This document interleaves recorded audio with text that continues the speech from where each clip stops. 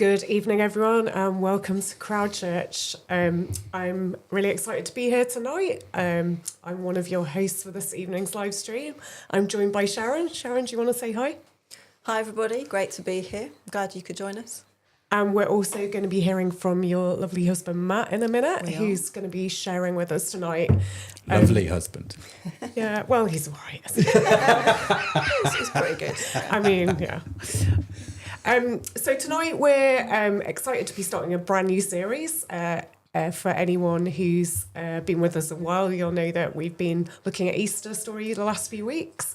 But tonight we're kicking off a brand new series and we're going to be talking about Jesus, the life of Jesus. And the theme is Jesus the Revolutionary. So it's all about how the Jesus that, maybe you've grown up learning about, or maybe you don't know very much about, like some of those misconceptions that we have, like who's the Jesus that we think we know, who's the real Jesus that the Bible tells us about. So I think it's going to be a good series, and it's going to be rolling for the best part of this year, we think. So stick with us for that. But Matt's going to be sharing the introduction tonight. So I think rather than me just guess what he's going to talk about anymore, I'll pass over to him and he can tell us a little bit more, and then we'll come back to Conversation Street afterwards, which is just a chance to kind of post your questions, and we'll, like, while he's talking, and we'll try and answer them and unpick them at the end. So be posting, be thinking while he's talking. Matt, over to you. Well, hello, good evening, welcome. It's good to be with you guys, and we get to kick off a brand new teaching series tonight, all about Jesus the Revolutionary. And so I've been looking forward to this, actually, it's fair to say. It's going to be epic. So make sure you stick with us as we go through this series. But I'm going to start, I think, with a confession, if I may. We're in church. One of regret. You see, when I was at school, I used to walk the perimeter during break. Just doing laps around the school. And I'd sort of be with friends. And I remember we were chatting and we were coming around the corner and seeing this sort of guy sat there on his own. I didn't really know him, but I did know that he was a Christian. And so I absolutely tore into him. I made fun of everything about him, the way he dressed, the fact he didn't swear, the fact he never seemed to have any fun. I couldn't understand why anyone would choose that. You see, in my thinking, Jesus was a killjoy. He was like the fun police. And maybe, I don't know, maybe you're like me walking around my old school. You have a version of Jesus in your mind that maybe you can't sort of shift past. So what if the Jesus you think you know is not the Jesus who actually showed up? What if Jesus is way, way bigger than our notion of him? So there's a hymn. Some of you may know it's an old hymn called Gentle Jesus, Meek and Mild. It was actually written in 1742. And I get why the idea of this is appealing, because who doesn't want a gentle God, right? I definitely don't want a mean and angry God. But it can lead you to the idea of a God who's basically a cosmic therapist with a beard and sandals, someone who pats you on the head and says, there, it's all going to be fine. Now, of course, Jesus is gentle. He is kind. But somewhere along the way, we took those qualities and we built this sort of entire Jesus ecosystem out of them. We edited out everything else. We kept the bits that made us comfortable and sort of quietly deleted the rest. Now, we've been doing a bit of clearing at the house recently and came across an old children's Bible. Beautiful illustrations. You know the kind of thing that I mean, right? The one with white Jesus on the front, looking sort of like a friendly primary school teacher in a white tunic with a blue sash.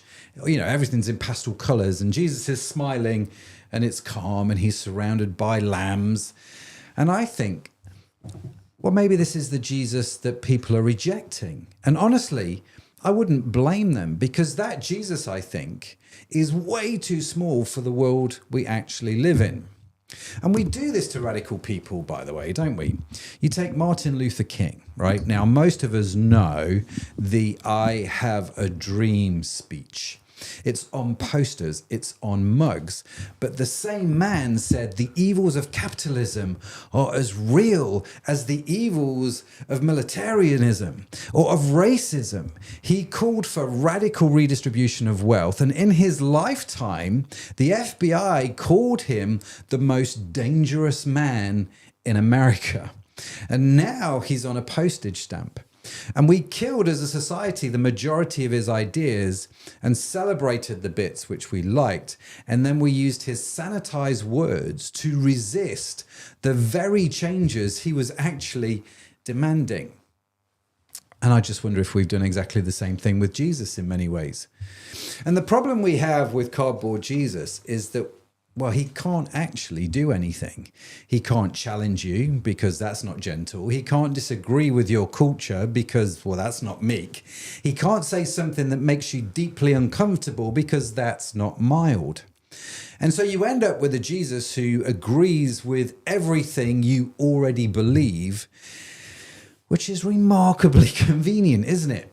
Now, here's the thing, right? A Jesus who never disrupts you is a Jesus who can never transform you. So if that's the Jesus we've invented, what was the actual Jesus like? And how does he describe himself in his lifetime and in his ministry? Something we're going to get into in this series. But I want to start at Luke chapter 4, because Luke chapter 4 gives us this sort of front row seat right at the moment Jesus kicks off his ministry, sort of him announcing to the world what's going to happen. And let me tell you, it does not go well at all. So I'm going to take you to the synagogue in Jesus's hometown of Nazareth, okay? Now, maybe 400-ish people live there. Everyone knows everyone. It's warm. It's that kind of dry heat where the dust just hangs in the air and the stone walls hold the cool from the night before. And people are shuffling around on these carved benches and the kids are fidgeting and there's the low hum of neighbours sort of catching up before things all start. Now, these people have known Jesus his whole life. They've known his mum. They've bought furniture from his workshop. And some of them probably taught him to read in the very room in which they were sat. And it's at this moment Jesus announces himself to the world. And he chose to do it here in this sort of small stone building that is the center of this really insignificant community. And the Bible tells us that he stands up to read. And he's handed the scroll of Isaiah, one of the Old Testament prophets. And it's a heavy thing. It's not like a Bible that we have now. It's sort of made from animal skin and these wooden sort of rollers. And he unrolls it to a prophecy about freedom. And he starts to read. And so if you've got your Bibles, turn to Luke chapter 4. We're going to read verses 18 and 19, where he says, "The Spirit of the Lord is upon me, because he has anointed me to proclaim good news to the poor. He has sent me to proclaim liberty to the captives and recovery of sight to the blind, to set at liberty those who are oppressed, and to proclaim the year of the Lord's favor."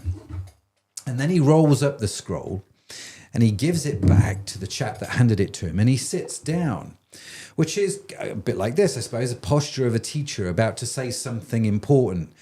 And so Jesus turns to the crowd after he sits down, leans forward, and he goes, "Today, this scripture is fulfilled in your hearing." Now, I wonder if you can sort of feel the weight of that. He didn't say, "You know what, chaps, this is a really nice aspiration." He didn't say, "One day someone will do this." No, he said, "Today, right now, in this room, through me, this is not a sermon. This is a declaration, right? This is what's going on." And the word freedom in this passage that Jesus refers to in the original language basically means everything's sort of been reset.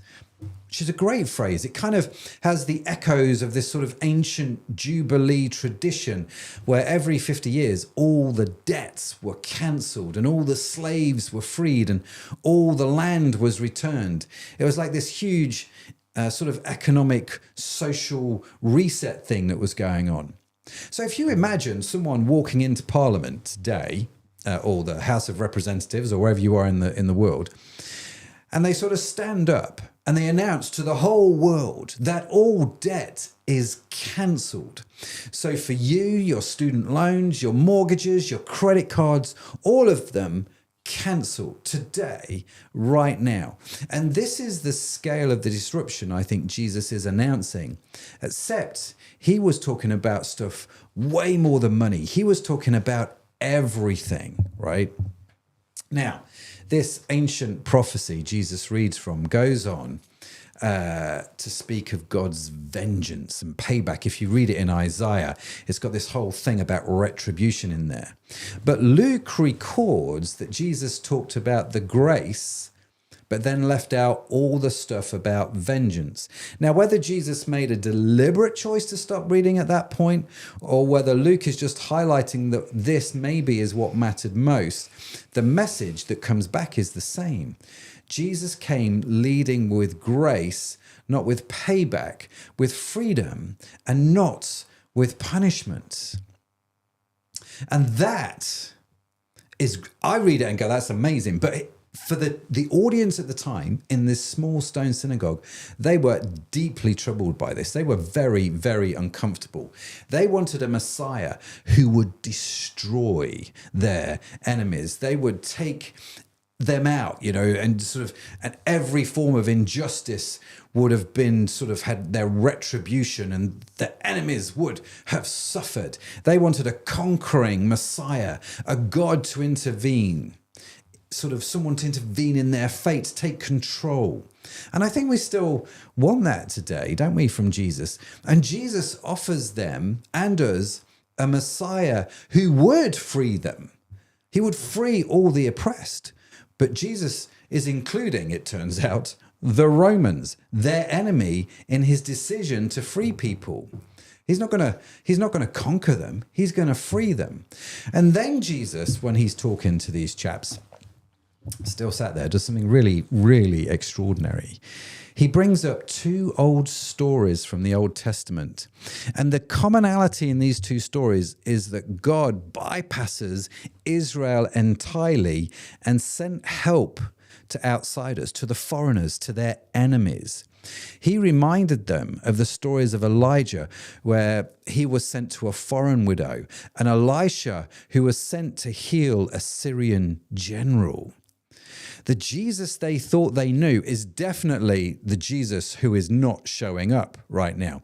And what happens is the room erupts and they surge towards Jesus and they grab a hold of him and they push him out and they push him to the edge of the cliff. So the people that were speaking well of him 30 minutes ago, his friends, his neighbors, the people he grew up with, now want to throw him off a cliff, literally throw him off a cliff. In their minds, he is worthy now of only one thing, being put to death. And then Luke, the way he puts it is just remarkable. It just says that Jesus walked right through them and went on his way. That's a pretty significant miracle, isn't it, right there? It's just one of those things, try and picture it in my head. He just walks on through. But why were they so angry, right? Why would they try and throw Jesus off a cliff? Because the bottom line is Jesus is not their perceived version of Messiah, because Jesus just told them that God's revolution wasn't exclusively for them. His revolution was for everyone. And a Jesus who is for everyone is deeply threatening to people who thought he was only for them. And so that alone, I think, pretty much obliterates and destroys the myth of cardboard Jesus. Now, I'm not saying, obviously, familiarity with Jesus is the problem. Of course it isn't. The crowd knew Jesus. They knew who he was. But I think there's a difference between deep familiarity and then closed familiarity, right? Deep familiarity keeps expecting him to surprise you. But closed familiarity sort of thinks you've finished knowing him. One draws you closer, the other one builds a wall.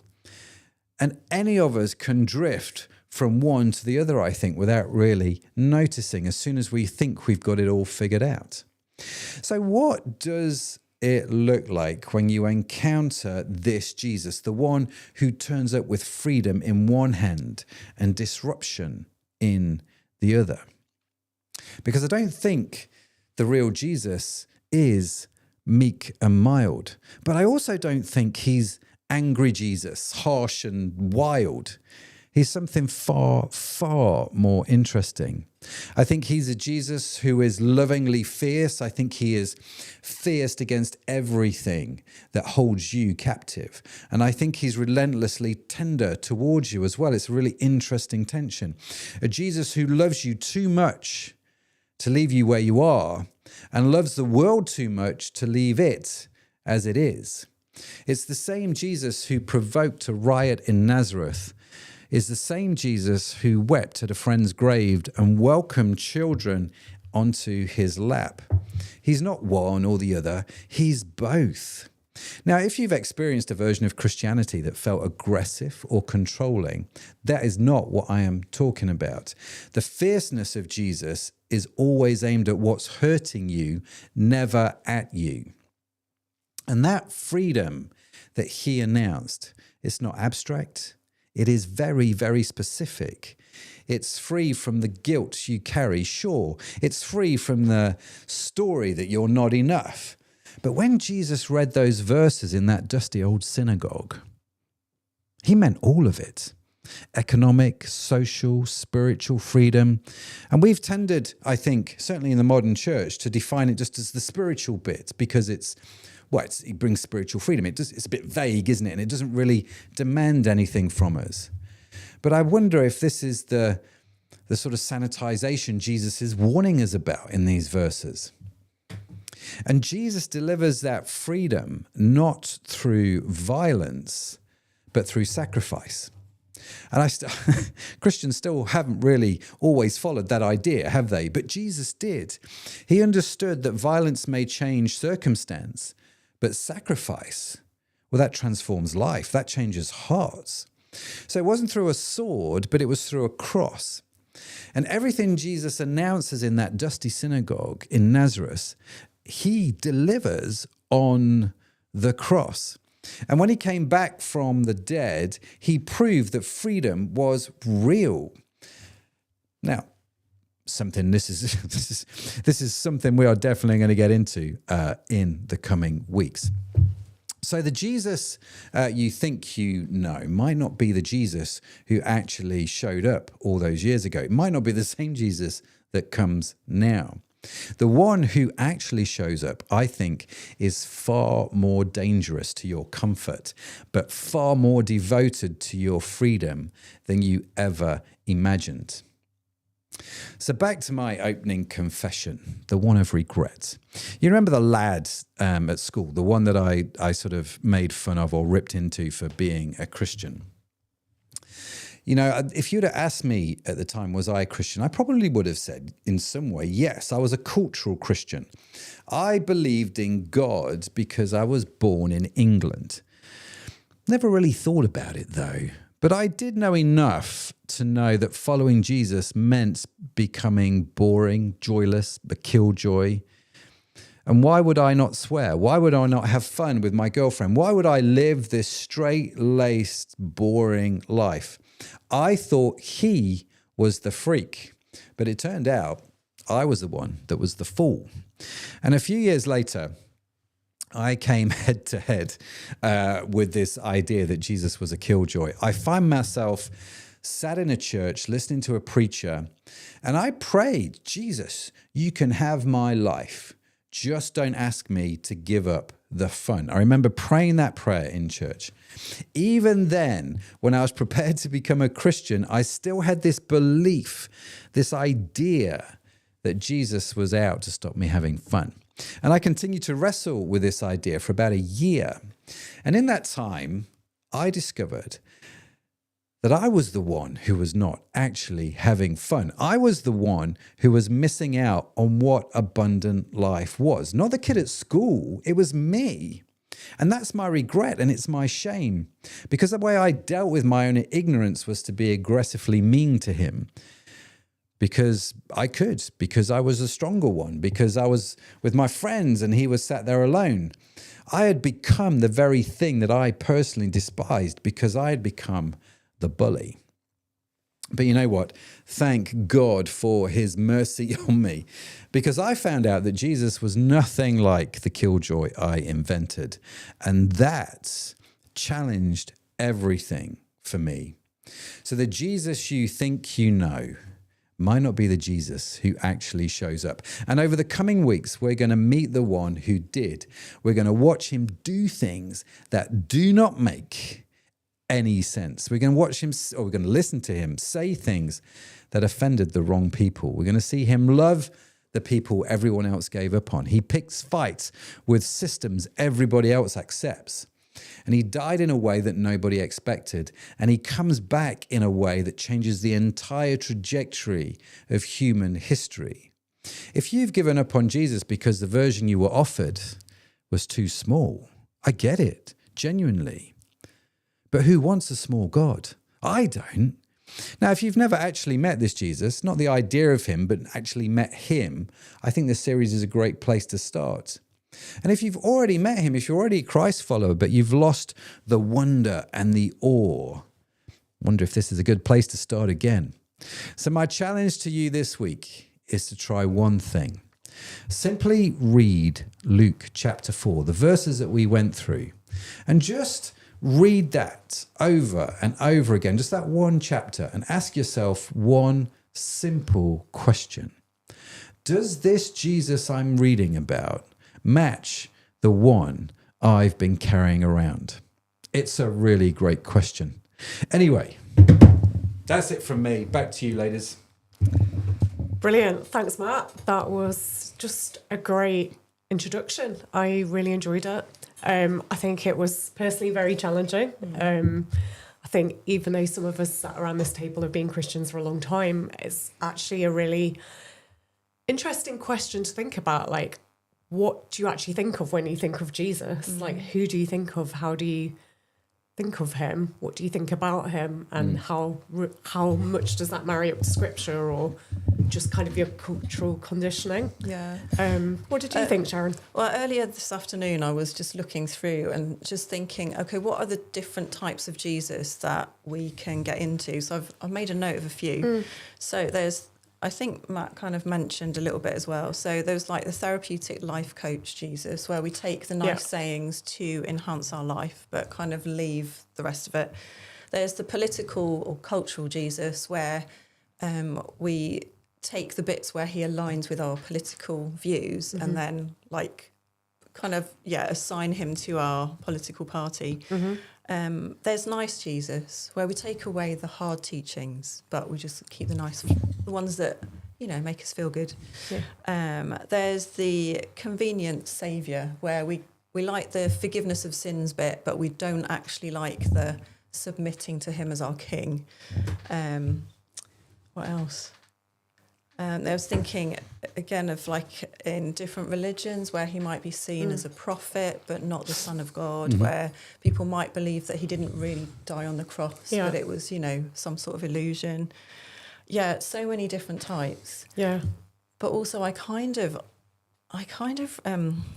relate to the people who had their expectations turned upside down and didn't really get it. Because I'm like, the amount of times where I've been like that, where I've not really got it.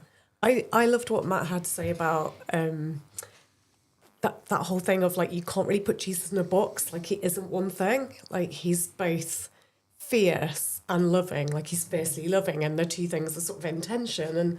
And you see that time and again, don't you, when you get to know Jesus, that idea that he's both like forgiving, but also he has this strong thing of justice, and he doesn't let, you know, evil go unpunished. And like there's all through the Bible, there's all these tensions about the character of Jesus. He's not one thing, but these kind of tensions make him this incredibly dynamic character that's quite countercultural. And yeah, I think, you know, Matt's talk tonight really summed it up well. And you see in culture at the moment, don't you, and in the news, you see it played out all the time, this idea of like when somebody does kind of make Jesus smaller or make them fit their own ideology or politics, that can get you into all kinds of horrible mess. Like you see it in Christian nationalism and a lot of what's happening in America at the moment. Yeah. And it kind of is used as a justification to start wars on other nations. And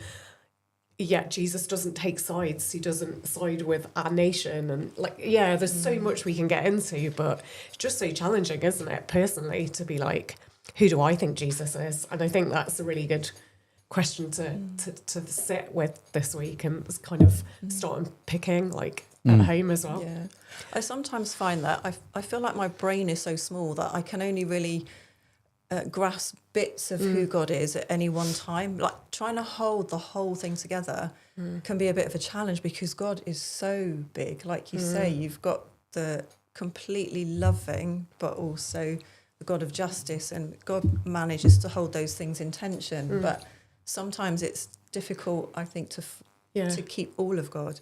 I think the times when I feel like I'm more able to do that is when I just have like a really powerful experience of his presence, and then it seems like that it's easier just to hold all of those things in tension then. Yeah. But yeah, other times that can be quite tricky. Yeah, that's interesting. I liked as well that whole idea of what he was saying about we can make this kind of cardboard cutout Jesus, which is just like, usually just like a nice guy. He's nice. And like, I'm not saying Jesus wasn't nice, but he was so much more than that, wasn't he? And I think when we have that idea of nice Jesus, he's not that disruptive Jesus who turns systems and things upside down and really challenges your life. And like that quote that Matt said, like a Jesus who never disrupts you can never transform you. And I think that is something I will take away and ponder this week, because I think, I don't want, like he said, I don't want a God that's so small that he doesn't disrupt or transform or change my life. Like, what's the point in a religion or a faith that anything really? What's the point of doing it if it doesn't make your life different, better, transformed? Like, that's what we're here for, transformation, not just something that makes, that's just nice, comfortable. I was going to ask both of you whether you've got examples of when God has, like, not slapped you in the face, that's the wrong phrase because it doesn't. But do you know what I mean? When you've had this got examples of when you slapped me in the face. Maybe you slapped Matt in the face. They were accidents, all of them. But anyway, so yeah, I was just in fact, I've got an eyewitness tonight. I'm going to have to explain this one now, okay? Just so you know that I'm not a husband beater. So yeah, there was an example of, we were all in the hall, me, Matt, our daughter Zoe, and we were going to say goodbye, and I had this heavy bag on my shoulder, and it slipped off. So I went to pull my arm, pull it back on. In the process, my arm flipped up and smacked Matt in the face. It really was an accident. But anyway, back to my question. So, hang on, hands up who believes, Sharon, that this was an accident. Yeah, no one's putting their hands up in the room. Come on, guys. Anyway, so my question is, have you got examples in your own life of where you've kind of been confronted by God in a way that you weren't really expecting or maybe didn't even necessarily like? I think many. I remember one time I was really not happy with life in church. Church was really frustrating me at the time. And I was getting more and more heated about this, more and more angry, more and more annoyed.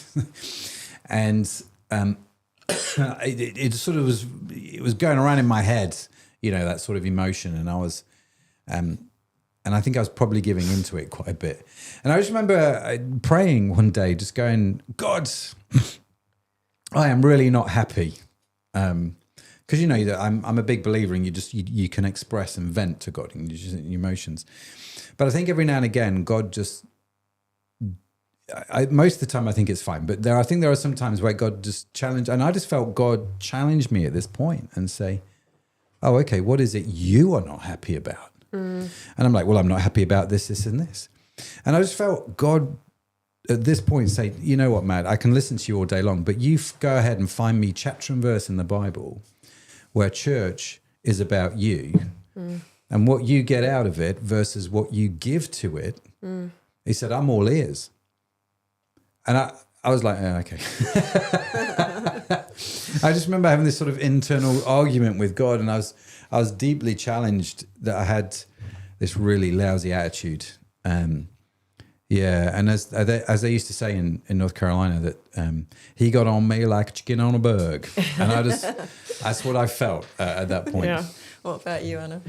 I think one of the things that has really changed in how I think about Jesus is not thinking he's there to kind of bless me and make my life better. Like, I think for a long time I thought about Jesus as kind of this, person I pray to, and he's kind of like there to kind of make my life, like life enhancement thing, like a little bit like the therapist really, but more like sharing gifts from heaven on me, and like, oh Lord, I want this meeting to go well at work. Oh Lord, I want like a slightly nicer car. Oh look, like whatever it was that day, and actually realizing that the main point of relationship with Jesus is not about just enhancing or making my life more comfortable. And I think that is a trap that you can really get into, like if you spend any time around certain Christian circles, and it's just really not that healthy. There's a few good comments actually that have come through on the feed that I'll pull out as well. So Alicia said, I learned to see Jesus as a revolutionary from my dad and a comforter from my mum, which I think reflects their personalities and life experiences more than anything else, really. And I think that's a really great point, Alicia. Like the idea that quite often we make Jesus in our own image, or like to suit our own personalities. So, maybe it's human nature, but we tend to lean into the parts of Jesus' character that like resonate with us and who we are and how we're wired a lot, don't we, I think that can be both a positive and a negative in terms of, I think we can see different parts of God's character modelled in different people and the strengths that they've got. Do you know what I mean? So I think some people do model that, like the fatherliness or the love. Other people might model the challenge. And together as a body, we get more of a whole picture of who God is through his, because he talks about us being the church being his body, doesn't he? So, he does. Yeah. So I think it can work both ways a little bit. Yeah, I think you're right. And that's why it's so important to kind of be in some kind of relationship and friendship with other believers, like, because you're not going to get the whole picture on your own, are you? Yeah. And I think that's maybe where you could just skew off on a bit of a tangent. Yeah. But if you've got other people that kind of lean into other elements of Jesus more, then maybe it brings some of that balance and challenge. And I think that challenge from God can come through other people. I think one of the times that I first remember that, like, oh, I'm not sure about this, was it was when I first came up to Liverpool to do this discipleship year team, and I was a real mess. My mind was a mess. Everything's a mess. And somebody... Hasten to add, she'd not met me at this point. I just want to point that out. Well, we had met, but, Well, from a distance, Yeah.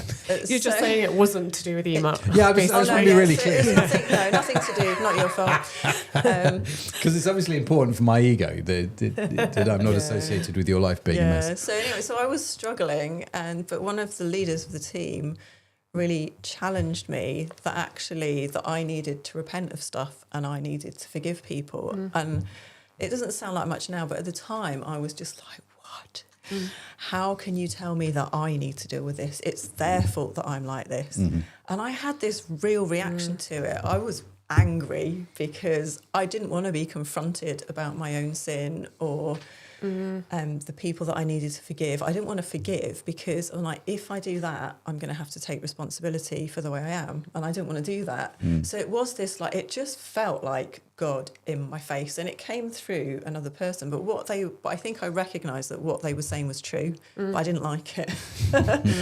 And I think that God does do that with us. And I think like years before that, when I would try and get close to God, feel like my mind was going completely crazy, and I'll get angry with God, be like, why are you making this hard for me? But actually it was God revealing the stuff in my life that needed to change. But I didn't want that. I just wanted the nice cuddly Jesus who would soothe me and make everything better. But actually it was like, no, there was stuff that you need to deal with in your life. And that sort of goes back to that point that Matt was making about Jesus is both fierce as well as loving and kind. And it's like actually his loving kindness that makes him fiercely pursue you. And, you know, kind of push you into a corner sometimes, like to know you need to deal with this stuff in your life. It's holding you back. You need freedom. You need healing. And, you know, the path of least resistance doesn't always take you to that point, does it? So we do like our comfort, don't we? We do. And I guess I just want to give that as an encouragement to anyone out there watching, that if you are trying to get close to God and actually life is becoming more difficult, lean into it. Like, find out what is God revealing in your life that needs to change. And it might be that actually life gets more uncomfortable for a while, while God's dealing with that, while you're having to process that stuff with him. But keep leaning in, I'd say.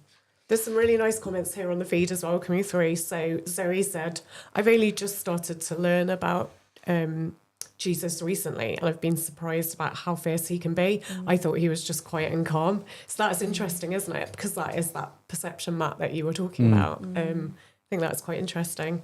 And Alicia said, I love that the Lord can embody all these contrasts because it helps me embrace coming to him on very different levels. And I think that's a really good point as well. You know, Jesus is such a multifaceted individual. There's been no one else like him, and I think there's so many different elements of his character. You can't just say he's like one thing, and that's why we're going to be unpacking this for most of the year, isn't it? There's so a lot to unpack. There is a lot to unpack, and I think it's I think in some respects that's the beauty of it, because you've got Jesus, who is God, who's created the universe, who is this awesome being who existed time and exists outside of time, and you know is awesome and cosmic and all powerful and omnipresent and omniscient and all these big fancy words we use, and at the same time he's the same God who knows about the sparrows and the lilies in the field, right? And you're like, this is a massive contrast. And I think when you need comfort, he's the comforter. Right? When you need picking up, he picks you up. I think when you need challenge, he challenges you. When you need that sense of security, that's what he brings. He's incredible. He brings you what you need, not always what you want, right? But certainly what you need. And I think this is this really cool sort of juxtaposition of faith, isn't it? I think the danger with that, and we are going to be unpacking some of these things like we've mentioned, is you just get connected to the one bit you like, right? Like Jesus is a healer, and I've seen Jesus do miraculous healings with people, cancers and all kinds of stuff, and it's brilliant and it's awesome. And so I just wanted to latch onto that for a long time, do you know what I mean? But it's not a complete story. And so you kind of have to sort of understand the breadth and width of Jesus in so many ways. And it's remarkable. That comes with time, doesn't it? Like, it does. you're not. I feel like you go through different seasons of life, and there's like maybe different aspects of Jesus' character that you get to know. I guess it's a little bit like any relationship. Like, I think there's seasons of life where, you lean more into one thing, like you say, like healing, or I'm really learning a lot about how Jesus is the healer at the moment. And then you might go through a season of life where you really don't see any of Jesus' healing in your life or anyone else's that you pray for or that you meet. And then like maybe he's highlighting something else a little bit more. And I kind of think it's a bit like it's a bit like any relationship, isn't it? Really, like, you know, when you and Sharon first met, you were getting to know deeper and deeper layers of who each other are, and you're probably still, you know, learning now, like decades into marriage, like there's new layers and new aspects of each other, or parts of each other that are untapped and you don't fully know yet. And I think that that's the beauty of a relationship, rather than it just being a faith or a religion. It's a relationship, so you're always learning more. Yeah, no, that's totally right. I think the other thing the thing that I've noticed a lot, and I mean, I mentioned it in the talk slightly, but, and again, it'll be interesting to see where this goes over the next few weeks. One of the things that I've noticed is the phrase "God is love." It's in the Bible, right? We know that Jesus is the very definition of love, but in our heads, that's love how we understand it, right? And which is why I like the word fierce, because I think love is fierce. It's very, very fierce. You try taking a baby off a mother, and you'll see how fierce that love can be, right? But I think using phrases like "God is love" is obviously biblical, but I think if you stop there, you fall into this trap that I sort of mentioned right at the start, is that Jesus, because he loves me, agrees with everything that I feel, that I want to do, that I want to believe. And he can't disrupt that. He can't challenge that, because then it stops being loving. It starts being controlling. And I think I've seen Christians the other way who are all law. You know, you hold the pickets up outside abortion clinics and all that sort of stuff. And you're just like, and it's all condemnation. And it's all, and you're just like, neither is correct on its own. Do you know what I mean? And I think that the thing that I really wanted to bring out today, that we really need to challenge, is this Jesus, meek and mild, who just accepts everything about my life, who accepts everything about my lifestyle, how I view culture, how I speak, how I behave, how I feel, how I live. That is not the Jesus of the New Testament. The Jesus of the New Testament is fiercely loving towards you, but at the same time, fiercely challenging over things which he perceives to be not the best for you. Right, where you're not living in a way that is going to bring the fruit of the Holy Spirit into your life. And the Apostle Paul puts it this way. Excuse me. He talks about how our desire is to walk lives pleasing to him, walking worthy of the call of God on our lives. And so I think there's this real interesting. We've talked about it before, you know, the sort of challenge between grace and truth, between mercy and between justice, and sort of these tensions that God seems to be able to walk and unpack. But I think there is a danger in Western Christianity, which is Jesus loves me, therefore Jesus accepts me, therefore Jesus agrees with me, which I think is probably slightly dangerous theology. Yeah, I do think within culture generally, but also within the church, there is less acceptance of people challenging you on anything. That what you've just said about you can't challenge me because that's not loving, whereas the Bible defines what love is and talks about that if you see your brother in sin, the loving thing to do is to go and confront them about that.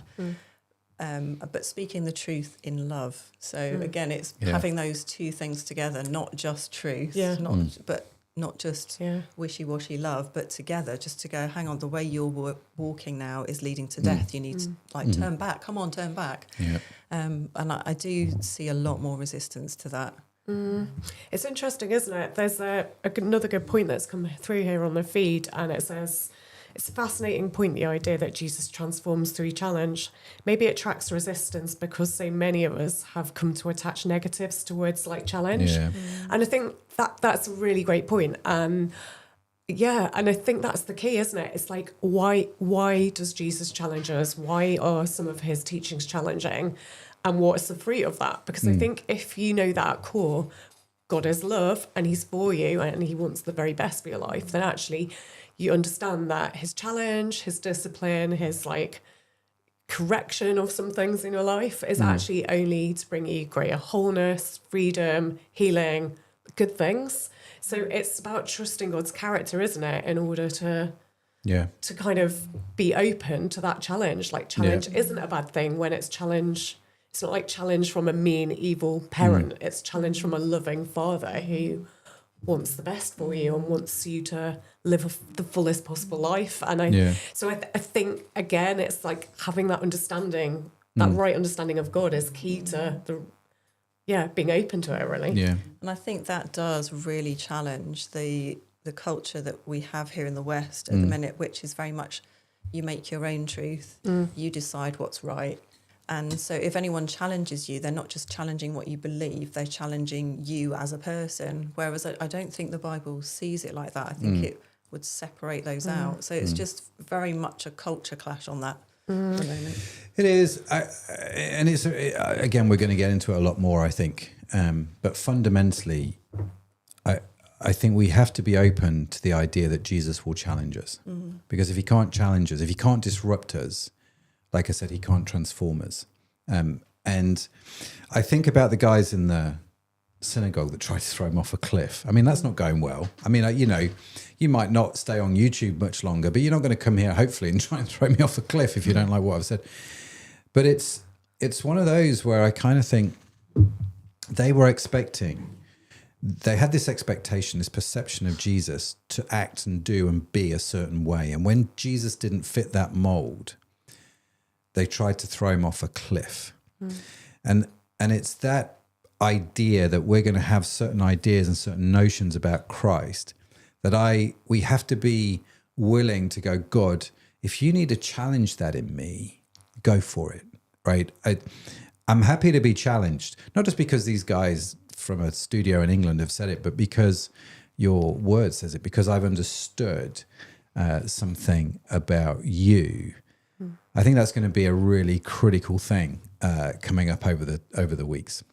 Are you looking at the comments? I'm looking at a few comments. Yeah, we've got Ellis has put, yes, I've seen multiple people misunderstand and mischaracterize what love is. I'm sure I do it too. Yeah. Sure we all do. Yeah, I think it's like having the humility, isn't it, to go, this is what my current understanding, but God, teach me. And he's also put, even when I pray for things I know, not my will, but your will be done, because at the eve of the day, nowhere does the Bible say, I'll give you exactly what you want. But sometimes it can be hard to accept, absolutely. I'm with you on that one. Yeah. It'd be a lot easier maybe if he did. Yeah. That's for sure. Maybe. What else have we got going on in the comments? Sonia has, I think this is a reply to Ellis. That's true, Ellis. I try to view it as we have done. Hang on. I try to view it as we don't have the full picture that God has for us, but it doesn't always make it easier to accept. Yeah, can totally relate to these comments. Yeah, that whole thing of not my will, but your will is just a really hard pill to swallow sometimes, isn't it? Well, it has this presupposition, doesn't it? That my will and your will aren't always going to be the same thing. Yeah. Which comes back to our point, right? That for Jesus to transform you, sometimes he has to disrupt you. And submission and obedience, the things that we don't really like to talk about in Christianity. It's like that is saying, I this is not about me, this is about you, which means there has to be a difference in those two things, right? And so everything you see, that you read, that God's ways are higher than our ways, his thoughts are higher than our thoughts. That's okay. Right, and that's the joy of it. I think it's when you get into this place of, I've nailed this. God just totally accepts everything I'm doing, me and God, and I just think that's dangerous thinking in many ways. But saying that, we're talking on Alpha the other night. By the way, love Alpha. We're going to start a new Alpha in a couple of weeks. If you're interested about the Christian faith, want to come join us in Alpha, go to crowd.church, the website, www.crowd.church.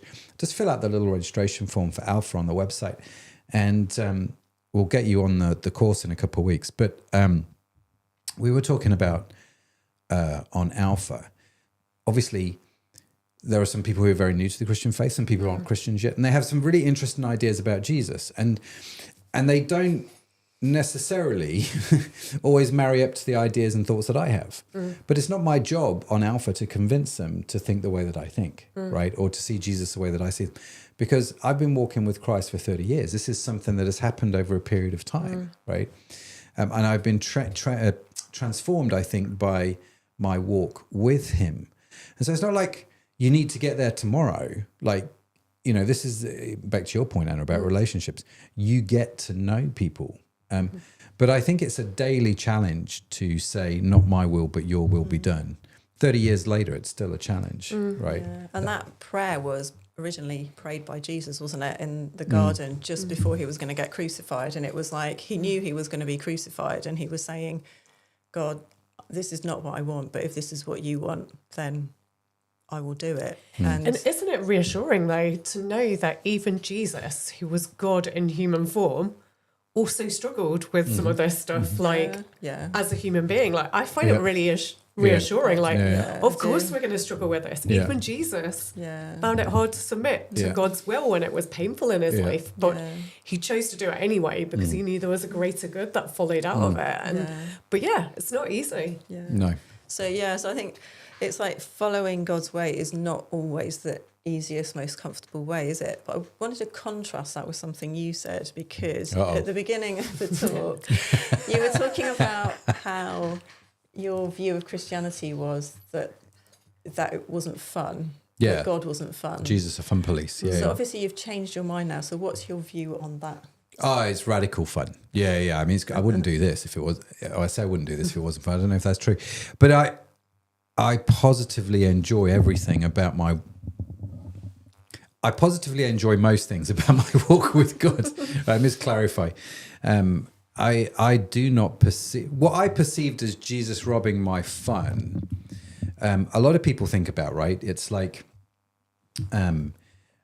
basically you're not allowed to sin as a Christian. Well, you're not allowed to sin as any person. But anyway, it's like you're not allowed to sin as a Christian, so you have to give up all the sins. And all the sins are the things that you want to do. They're all the things that are bad for you, but they're all the things that you enjoy, And so I had this conception that because I wasn't allowed to do those things as a Christian, therefore there would be no fun, because these are the things that I enjoy doing. And the reality of life is, whilst there is an element of truth to that, I'm not going to deny that God, it's not like God said, oh, you can keep doing all of that, Matt. No. There were some things I definitely couldn't keep doing. But in place of that, what you get is so much bigger than what you give up, right? It's like, that's the point. I think that there is a choice where you say, not my will, but your will be done. I will lay these things at your feet. But what he gives you is infinitely more, right? Now, I might not always feel that. I might not always experience that. I might not even always think that's true. But the reality of it is, right? And so what lies before us is greater than what lies behind us. All those sort of type sentences. So I think, what we give is nothing in terms of what we get. And I think, Jesus says in John 10:10, I have come that you may have life and have life in all its abundance. And that Greek word there is Zoe. It means divine life, life as God has it.